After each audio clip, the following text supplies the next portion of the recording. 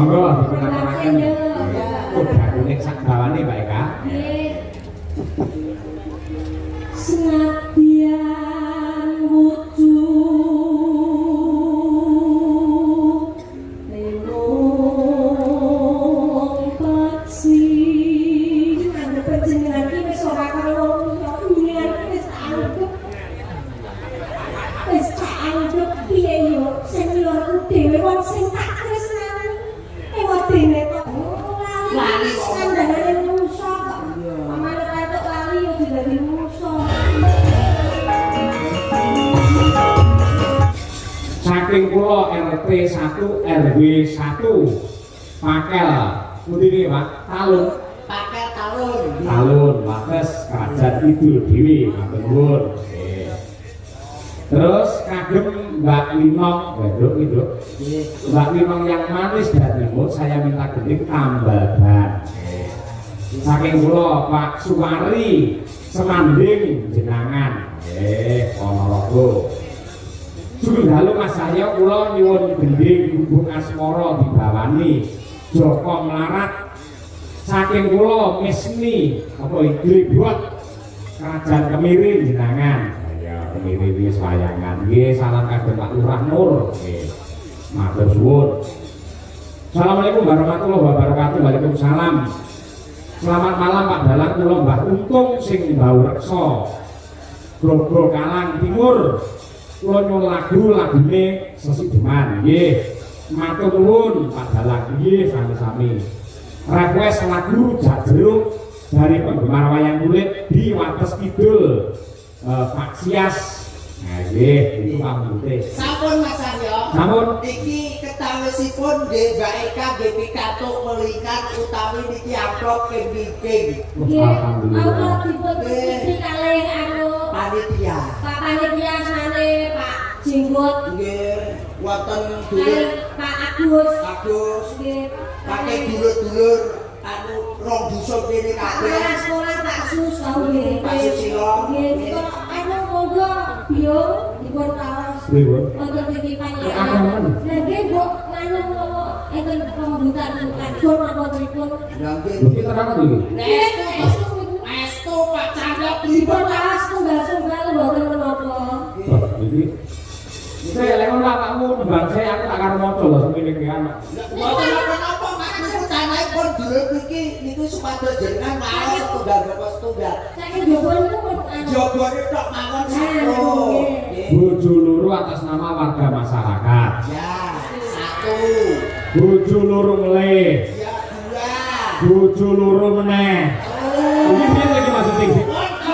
Bojo loro, bojo loro. Papat. Bojo loro saking warga masyarakat Wates, bojo loro meneh. Lima. Oh, Mbak Win nyuwun lagu podang kuning ha, untuk bidung ini lho. Bojo loro, bojo loro, bojo loro. Bojo loro, bojo loro kabeh bojo loro dan lain sebagainya. Wis. Nggih, keterangan untuk lagu bojo loro. Eka. Iki ra loro malian. Nggih. Gandeng iki layange 10 berarti malah bojone 20 no malian. Awakmu ya itu titipan diatur kesisan. Kula nggih kula maaf pindah nggih Mas nggih. Monggo monggo. Nggih nggih ya Allah, aku iki wis tuwabe dulur kene iki dulur kerajaan iki ya ngantek sakmene lembiyane iki. Ning iki rada dangu iki damel anu kok napa kudu rasa. Assalamualaikum warahmatullahi wabarakatuh. Waalaikumsalam. Kula dulur-dulur wates jenengan sepindah nyuwun gendeng ingkang jumbo kalih kawontenan, ingkang jumbo kalih kahanan, ingkang jumbo kalih dalu menika lakonipun. Ingkang sepindah menika podang kuning, angka kalih menika bojo loro. Melu to kuwi. Angka 3 niku nggih nuwun sewu assalamualaikum. Kula nyuwun gendeng ingkang nyemek-nyemek lagam bojo loro.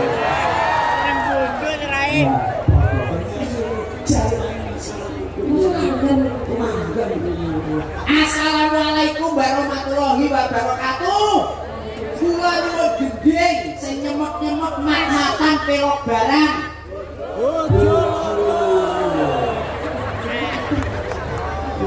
Nggih. Tasih, Wonten jauh. tasih kebetulan. Nggih, tesih. Lah niki enten Beda iki Mas, beda. beda. Niku assalamualaikum. Kula nyuwun gedeng pelok 6 kali pelok barang kali slendro manyura. Beda. Niki lagunipun pamer bojo.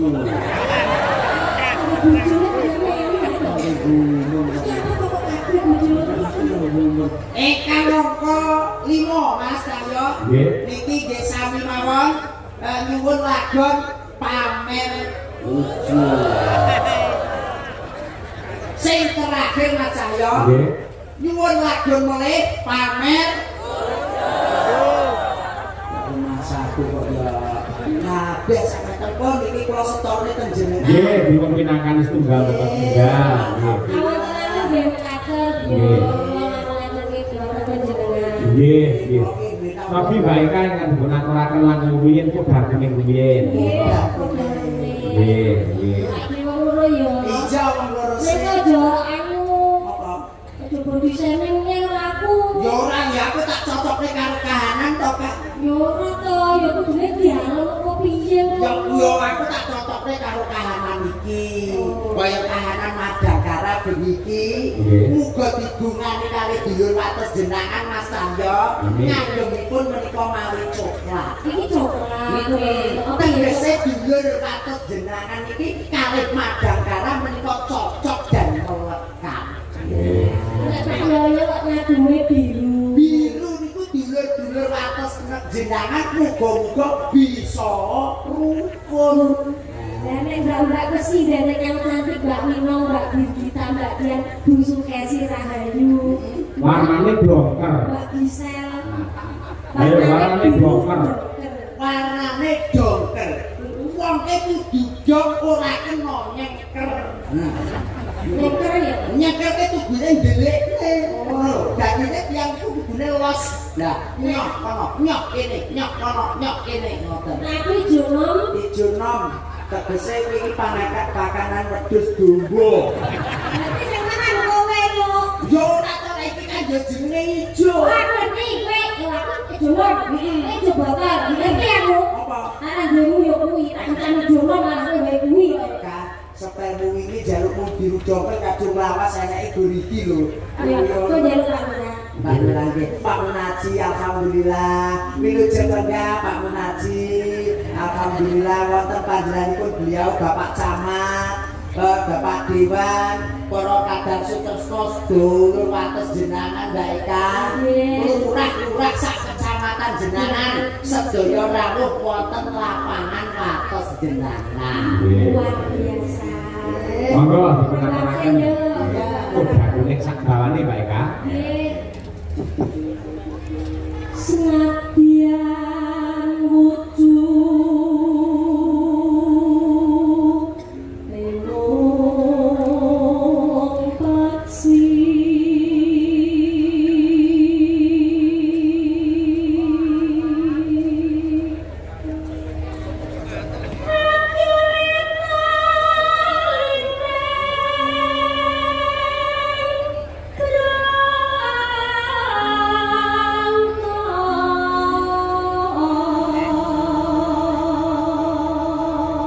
Mas Tahyo, Dalem. kula ngomong nih kaya nyamping tremos kula dosa.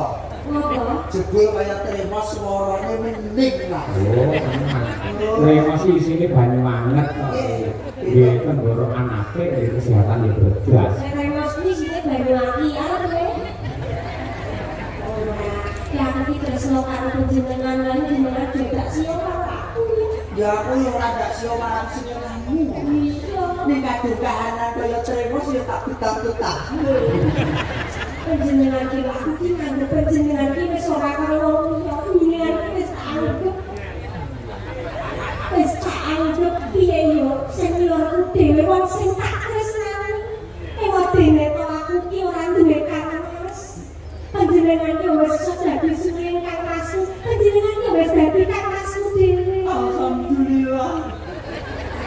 Ewadene to aku ki ora duwe pakde. Panjenengan yo iso dadi pakdeku. Alhamdulillah. Ngomong karo aku.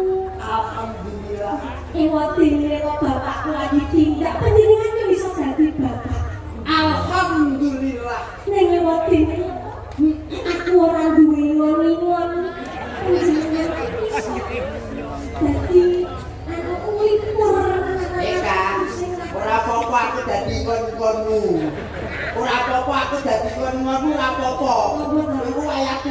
tak gigah wae. Keliro lha aku nek kurung numpuk ning dhuwur kok. Keliro. Pancane kadhe dibobok penak-penak joke nang gone ngon-ngon. Iso menghibur hatiku sing lagi susah. Ya iso kok.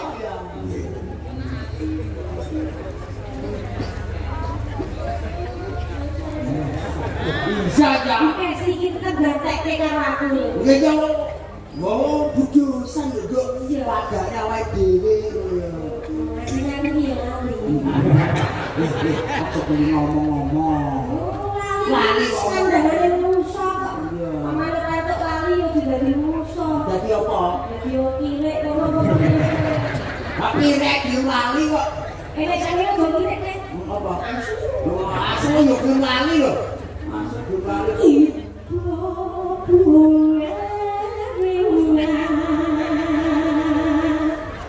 Oh, wis kuwi durung. Lagi. Durung. Bulan jenengku amane alus manis. Eka, aku kadung joplok kendhek engko lek ngendhok piye? Aja kok Apa? kadang kamu kleset. Iku wis digale cacah ngono. Terus dijit latu-latu kuwi. Panas ya. Alus manis nasa.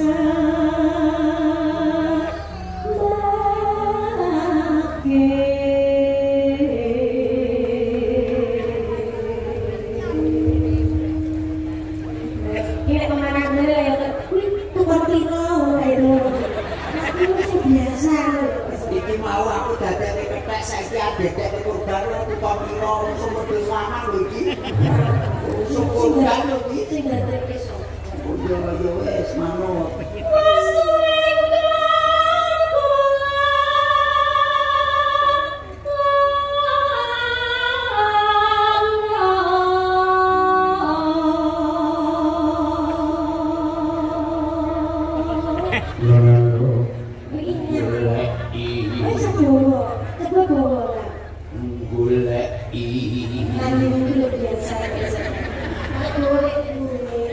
Melok bawa pisan lo cakepku obok-obok. Ya aku nadane karo suarane kuwi lho. Goleki si podang jemaah.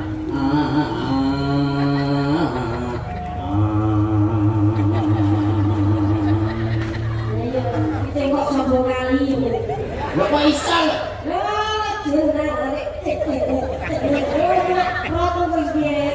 Biasa loh. Ora apa-apa aku mburi wis go citra. Ibu. Bunga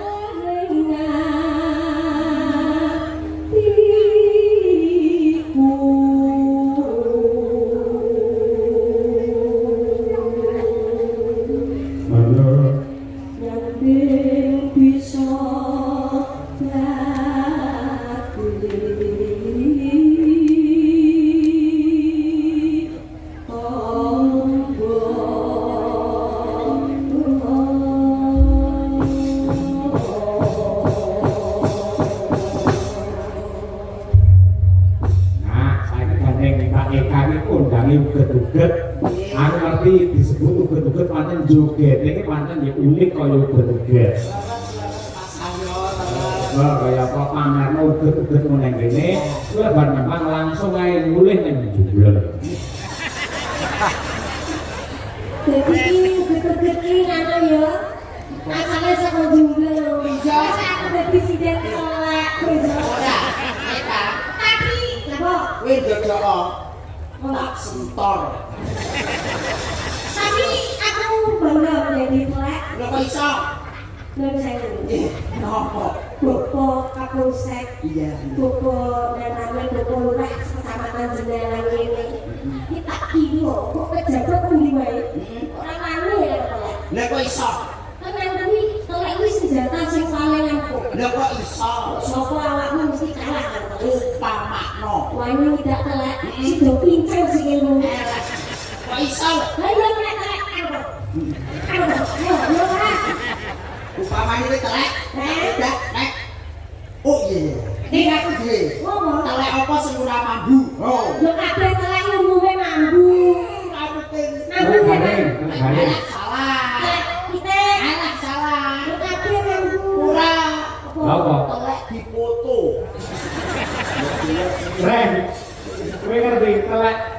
jenenge apa? Lah tretong to Mas. Telek pitik, Alah ya telek rencong. telek adus. Paling penting Mas, gampang yo kuwi wong punem atau di korban blas. Kayak kowe jodohmu angel lah pikiranmu telek kok kowe. Awakmu nek cara gareng ngono Mas. Sego goreng karo maksudnya ini iwak pitik digoreng. Kalau iwak pitik mentah, seneng. Oh, kita sego goreng to Mas. Iwak pitik mentah itu lho. Seneng. Yo yo mok. Awak telek. Digoreng. Ya, goblok. Barang telek digoreng senengan. Pokoke iki calon iki sak rombongan. Iki iso. Ana dhewe iki lho. Jajan ini mau ya. Iwak pitik mentah kowe. Yo mok. Goblok. Awak telek. Haram, haram. Telek. Ya, Telek awak digoreng. yo gelap. Lah, lah. Lah. Ya. Ayo. Reng, Dalam masalah. sampean ayam goreng doyan. Lah, nggih, niku remenan kula tak ayam. Lek ayam entah, Empon. gumba lek digoreng. Walah, seneng. Panganane telek karo gumba. Tunggal barang ya bisa. Oke, Kondang lho kasitan lho, Bre. Ora apa-apa aku mangan tunggal karo telek ora apa-apa. Pangananku yo guru-guru kok ya. Kowe dagelan loro, pelawak loro, bintang loro iki asine sak paket. Siji telek, siji jumbleng dan sak nggon. Ya iki wae pun ngomong nek tak lebokne gondu kok. Rupi. Telek kuwi sangat berguna, Mas. Kok iso? Keluarga kene ketanamane mesti dirabuk nganggo Organik. nganggo rabuk telek. Aku tahu kotoran hewan. Nah, aku telek iki mau yo berguna meneh. Apa? Lah sing dienggo para ibu-ibu masak kuwi mau saka apa? Saka Kotoran hewan saka telek sapi. Bisa. Diolah menjadi gas LPG. Betul. Lah itu telek. Mau aku bangga hidup telek. Hidup gombal. Satu kok ya. Ya. Hidup Pak Agus kok udah telek karo gombal. Nggih. Monggo diaturaken sedang ini, Mak Eka. Enak-enak ngene Pak Yoyo. Tapi ayo kok rombongan to. Betul aku bawa gombal kok aku diri kan wis bar. Nggih. Monggo diaturaken kodang kuning gandas. Yuk.